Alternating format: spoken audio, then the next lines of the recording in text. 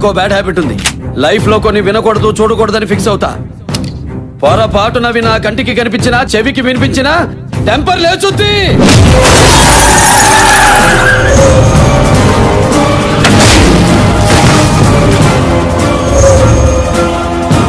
ఒకడు నాకు ఎదురొచ్చిన వాడికే రిస్క్, నేను ఒకడికి ఎదురెళ్ళినా వాడికే రిస్క్. తొక్కి పడేస్తా.